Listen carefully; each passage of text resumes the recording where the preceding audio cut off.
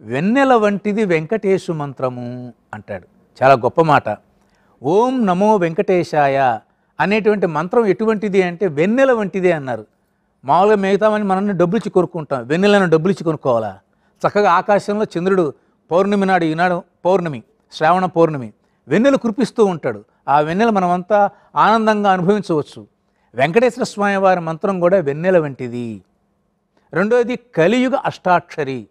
వెంకటేశ్వర యొక్క మంత్రానికి ఏమిటంటే అష్టాక్షరి, ఎనిమిది అక్షరాలు. ఓం నమో వెంకటేశాయ 8 అక్షరాలు కదా. నిజానికి నిజమైన అష్టాక్షరి ఏమిటి? ఓం నమో నారాయణాయ.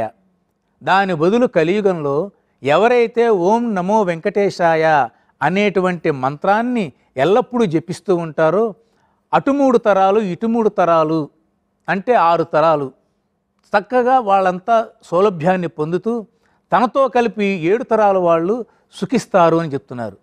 అంటే 7 తరాలంటే ఎవరు? నువ్వు ఉన్నావు, నువ్వు కాకుండా మీ నాన్న తాత, ఆ తాత తండ్రి ముత్తాత, అప్పటికి ఎన్ని అయినాయి? 3 తరాలు అయినాయి కదా. మళ్ళీ నువ్వు ఉన్నావు, నీ కొడుకున్నాడు, నీ మనవడు ఉన్నాడు, నీ ముని మనవడు ఉన్నాడు, అటు 3 తరాలు అయినాయి. పైన 3 తరాలు, కింద 3 తరాలు, నీతో కలుపుకొని 1 తరం, మొత్తం 7 తరాలు.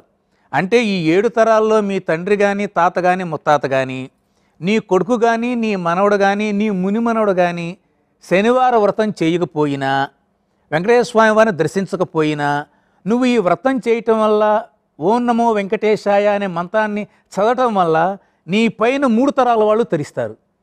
తర్వాత చేస్తారో చేయరు, ఆ 3 తరాలు కూడా తరిస్తారు. అందువలన ఏ కార్యక్రమం చేసినా అటు 7 తరాలు ఇటు 7 తరాలు తరిస్తారంటే అర్థం ఇది. కాబట్టి మీరందరూ భక్తి టీవీ ప్రేక్షకులందరూ, ఇక్కడ కూర్చున్న వారందరూ, మీరు కనుక ఈ పూజా కార్యక్రమం, ఈ వ్రతం చేస్తున్నారు అనంటే మీకు తెలియకుండానే మీ ముందర 3 తరాల వాళ్ళని, మీ తండ్రిని, తాతని, ముత్తాతని, రాబోయేటువంటి మీ కొడుకుని, మనవణ్ణి, ముని మనవణ్ణి కూడా తరింప చేసేటువంటి ఒక అదృష్ట భాగ్యం మనకి శనివార వ్రతం నాడు మనకి లభిస్తుంది. కాబట్టి అటువంటి వెంకటేశ్వర స్వామి వారి యొక్క నామస్మరణతో ఆ కుమ్మరతను చక్కగా ఆ కుండలన్నీ తయారు చేస్తూ మట్టి పుష్పాలను సమర్పిస్తూ ఉంటే ఆ భక్తి పారవశ్యాన్ని చూచి తొండమాన చక్రవర్తి కూడా ఎంతో ఆనందించి, నేను రాజుని, నా దగ్గర ధనం ఉంది, స్వామివారు ఎందుకు నా బంగారు పుష్పాలు స్వీకరించడు అనేటువంటి లోపల గూఢాహంకారం అంటారు.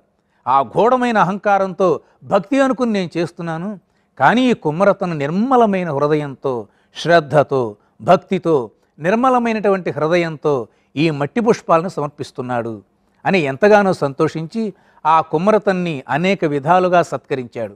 ఈ కుమ్మరతను కూడా, ఈ భీముడనే వ్యక్తి కూడా జీవితాంతం ఈ విధంగానే చక్కగా ఆ మట్టి పుష్పాలతోనే స్వామివారికి పూజా కార్యక్రమాలన్నీ చేసుకుంటూ వెంకటేశ్వర స్వామి వారి యొక్క దివ్య అనుగ్రహాన్ని పొంది అనంతరం వైకుంఠం చేరుకున్నాడు. కాబట్టి శనివార వ్రతంలో మనం కూడా ఈ శ్రద్ధ, ఈ నమో వెంకటేశాయ అనేటువంటి మంత్రస్మరణతో ఎవరైతే ఈ శనివార వ్రతం చేస్తారో వాళ్ళకందరికీ సకల సౌభాగ్యాలు కలుగుతాయని మనకి పురాణాల ద్వారా తెలియబడుతుంది. ఇది శనివార వ్రతంలోని 2వ అధ్యాయము సంపూర్ణము.